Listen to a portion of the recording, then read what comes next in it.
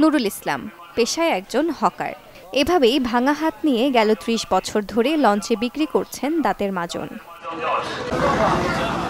এই পেশায় বেশ ভালোই চলছিল সংসার, তবে এখন লঞ্চের যাত্রী কমে যাওয়ায় কমে গেছে আয়। ব্রিজ হওয়ার পরে অনেক লঞ্চ ঘাট কমে গেছে। একতলা লঞ্চ নাই বললেই চলে, একতলা পটুয়াখালীতে আর কোনো নাই। এখন দোতলা ছিল ৩ খান, এই লঞ্চও গেছে। এখন একখান লঞ্চ যায় প্রতিদিন, হাতে ২০০ লোক হয় না। এমনকি মনে করেন আমি যে জায়গায় আগে মনে করেন এমন একদিন আইছে 500-600 প্যাকেট মাজন বিক্রি করছি, 4000, 5000, 7000 টাকা পর্যন্ত বেশি আমি এই ঘাটে। আর এখন 500 টাকায় বেচা কিন্তু দূরের কথা, 200 টাকাও হয় না। এমন দিন আছে 20 প্যাকেট বেশি, এমন দিন আছে 10 প্যাকেট বেশি। জানি না ভবিষ্যৎ কী হবে, কীভাবে চলবো, এই হইল আমার এখন বর্তমান পরিস্থিতি।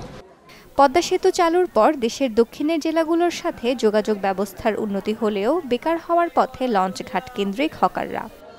লঞ্চে যে কামাই, লঞ্চে লোক হয় না আর বেচা কিনে হয় না। 500 টাকা কামাই করতে গায়ে বাজে, গুরু গেলে চলতে দায়। আগে তো যাত্রী হইতে লঞ্চে 2-4 জন বেচা কিনে হইতে চলতার চাম, কিন্তু এখন চলনি দায়। আমাদের বর্তমান পরিস্থিতি খুবই খারাপ। আগে 5টা-7টা লঞ্চ চলতে আমরা খুব ভালো বেচা কিনে করতাম, দৈনিক 1000-1500। এখন এই পদ্মা সেতু হওয়ার পরে লঞ্চ একটা, যাত্রী কমে গেছে। যাত্রী সবাই গাড়িতে আসা যাওয়া করে, লঞ্চে যাত্রী কম হয়। এ কারণে আমাদের বেচা কিনা খুবই কম, দৈনিক 300-500 টাকা বেশি। তাতে লাভ কম হয়, তাতে আমাদের সংসার চালাইতে খুবই কষ্ট হয়। আমাকে বেচা কিনা কম, লোকজন নাই বেচা কিনা। আগে বেচলাম 1200-1500, 2000, এখন বেশি 400-500, সব জায়গায় দিচ্ছে।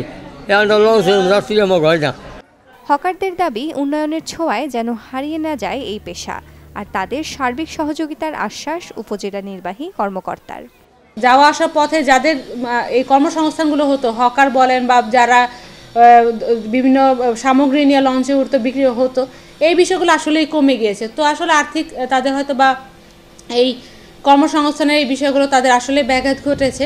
তো আসলে আমাদের তো উপজেলা প্রশাসনের প্রতিবন্ধী ভাতা দেওয়ার একটা বিষয় আছে, বা সেটাতে অবশ্যই আমাদের কিছু ডকুমেন্টস যদি আমরা পর্যাপ্ত ডকুমেন্টস পাই, তার যদি প্রতিবন্ধী ভাতায় আওতায় আনা যায়, বা যদি কেউ বয়স্ক থাকে তাদের যদি বয়স্ক ভাতায় আনা যায়, এরকম কিছু থাকলে আমি অবশ্যই চেষ্টা করব আমাদের উপজেলা প্রশাসন থেকে তাদের কোনো কর্মসংস্থান বা আর্থিক কোনো সহায়তা দেওয়ার ব্যবস্থা করা যায় কিনা।